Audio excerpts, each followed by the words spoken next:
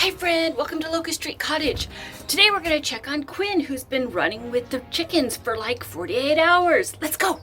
So I guess it's only been like maybe 36 hours, but in any case, I put Quinn in yesterday, and the biggest issue we were having was the rabbits, or the chickens seemed to be a little bit afraid of Quinn. And when I came out this morning, admittedly, Quinn was laying in front of the door and the chickens couldn't even get out. And today it appears they may have reached a truce. So it looks like chickens do the work during the day while Quinn rests in a mud hole spot. And at night, Quinn stays up all night and does his stuff. I am thrilled with the work that the chickens have done in such a short time. They've knocked down the grass. That seems like they're keeping the raspberry bushes at bay. Look at the rest of my yard here. This is what we're dealing with. This is like 8 inches tall in some spots, and I am insistent I'm not mowing this year. I have some seed mix of plants that rabbits especially like, and of course chickens would like them as well.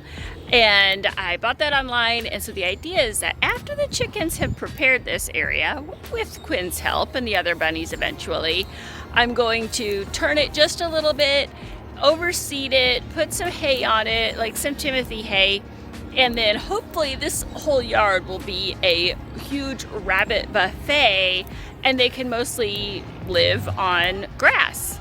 Which would then facilitate, well, hello kitty, you just gonna crawl up under that tree? Oh my gosh, that is the cutest thing ever. What are you doing? You making a hidey hole under there? I'm so happy for you. And of course, the purpose of building this bunny utopia is these little guys. Hi babies, whoop. These guys are 2.5 weeks old. We have 9 of them. Hi, cute bunnies. You did a good job, Callie. Great work. Bravo. The brassicas I planted yesterday are looking pretty good. They got a nice long watering. Now I need to cover them up because we have a cabbage moth problem here. And I need to do something about this mess on the fence line. So these bushes are actually on the other side of the fence, but that doesn't mean they're not my responsibility, because clearly they've become my responsibility. There's so much to get done. We only have like a week before the last frost date. I'm probably not going to plant anything that needs to be warm until May 1st, because I just want to make sure. But oh my gosh, it's spring, it's so busy. I got a lot to do. But if you like what you saw, you can subscribe right there, and you can watch more bunny videos right there. Thanks for joining us.